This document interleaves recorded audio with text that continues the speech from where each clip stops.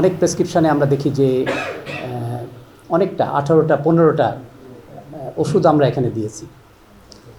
আমি ব্যক্তিগত অভিজ্ঞতা, আমি একটা প্রেসক্রিপশান দেখে 18টার থেকে রিসেন্টলি 4টা করে দিয়েছিলাম ওষুধ। তো উনি ওষুধ কমিয়ে দেওয়ার পরে কিন্তু উনি বললেন যে ভালো আছেন। আমি ওনার যদি নাম বলি আপনারা অনেকে চিনবেন, আমি বলবো না। তা এটা রেগুলেশনের জন্য সরকারের এখানে পরামর্শ আছে, কিন্তু বাস্তবায়িত হচ্ছে না। জিডিপির ব্যাপারে আমি কথা বলবো না, কারণ এটা অনেক কিছু ভালো এই সরকার করেছেন। এবার প্রায় 96% বাজেট বৃদ্ধি করা হয়েছে গত বছরের তুলনায়। এটাকে আমাদের প্রশংসা করতে হবে। অনেকগুলা ব্যাপারে ট্যাক্স কমানো হয়েছে, এবং বিশেষ করে যারা ক্যান্সার রোগী এবং তাদের ব্যাপারে 50,000 থেকে 1 লক্ষ টাকাতে উন্নীত করা হয়েছে। 1 লক্ষ হেলথ ওয়ার্কার নিয়োগ করার কথা হয়েছে। এগুলো সবই প্রশংসনীয় উদ্যোগ, যেটা আমাদেরকে যদি বাস্তবায়িত হয় অবশ্যই আমাদেরকে এটার প্রশংসা করতে হবে। জিডিপি আমাদের টার্গেট হলো 5%, এবং আমাদের আশেপাশের দেশ, আমি ডেভেলপড কান্ট্রির সাথে আমি কম্পেয়ার না করার চেষ্টা করব। আশেপাশের দেশে কিন্তু প্রায় টার্গেটের কাছাকাছি পৌঁছে গেছে। 2.7, 2.9, 3-এর কোটায় অনেকে আছেন আমাদের সার্ক দেশের মধ্যে। আমাদের যদি এইভাবে যদি বাড়ানো যায় আর যদি সেটা বাস্তবায়িত হয়, আমি মনে করি সেটা আমাদের স্বাস্থ্য ব্যবস্থার উন্নয়নে সাহায্য করবে। আমার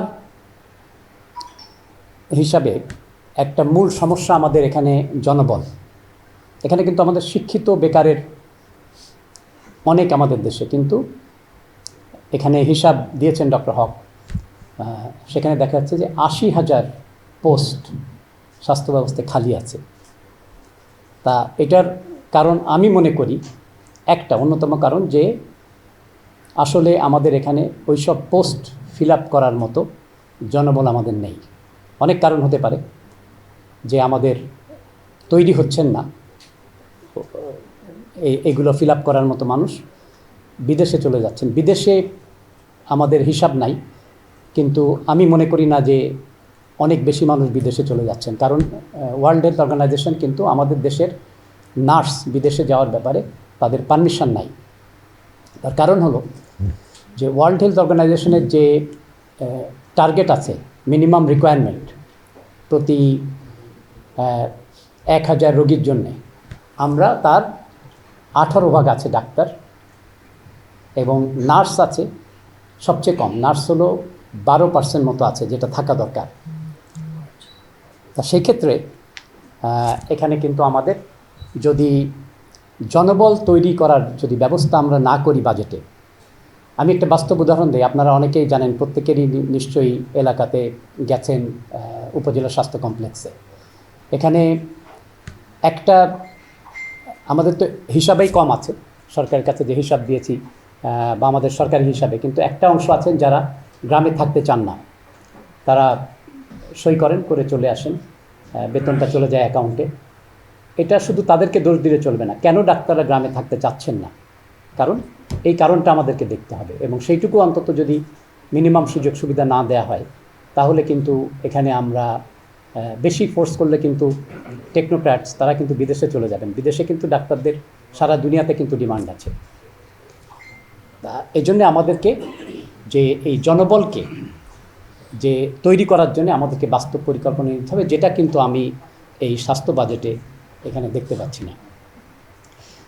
দ্বিতীয় যেটা আসছে যে আউট অফ পকেট এক্সপেন্ডিচার, যে আমরা হিসাব করলাম যে এটা হলো 2020 সালের হিসাবে প্রায় 50,000 কোটি টাকা আসে। তা আমাদের মুদ্রাস্ফীতি হচ্ছে এবং এই খরচ কিন্তু বাড়ছে। এইটার জন্যে যে মনে হয় আরেকজন স্পিকার বলছিলেন যে একটা বিরাট অংশ 50 লক্ষের উপরে আমাদের মানুষ কিন্তু শুধু এই স্বাস্থ্য খাতে সেই বিল এবং সেই অর্থ যোগান দিতে যে একটা দারিদ্র্য সীমার নিচে চলে যাচ্ছেন। তা এটা কিন্তু আমাদের একটা কাজ করতে হবে। এখন যেখানে অর্থ বরাদ্দ, আমি বরাদ্দ নিয়ে কথা বলবো, এখানে আউট অফ এ ব্যাপারে অনেক পরামর্শ এসছে, সরকারের নিজেরও পরামর্শ এসছে। সবচেয়ে বড় খরচ দেখা যাচ্ছে ওষুধ খাত। আমি দু একটা কথা বলবো, যাতে আমার ডাক্তার বন্ধুরা হয়তো আমাকে পছন্দ করবেন না। এখানে কিন্তু আমাদের অনেক জায়গায় দেখছি যে আমরা ওষুধ এখানে রেগুলেশন হচ্ছে কিনা, যে অনেক প্রেসক্রিপশানে আমরা দেখি যে অনেকটা 18টা 15টা ওষুধ আমরা এখানে দিয়েছি। আমি ব্যক্তিগত অভিজ্ঞতা, আমি একটা প্রেসক্রিপশান দেখে 18টার থেকে রিসেন্টলি 4টা করে দিয়েছিলাম ওষুধ। তো উনি ওষুধ কমিয়ে দেওয়ার পরে কিন্তু উনি বললেন যে ভালো আছেন। আমি ওনার যদি নাম বলি আপনারা অনেকে চিনবেন, আমি বলবো না। তা এটা রেগুলেশনের জন্য সরকারের এখানে পরামর্শ আছে, কিন্তু বাস্তবায়িত হচ্ছে না।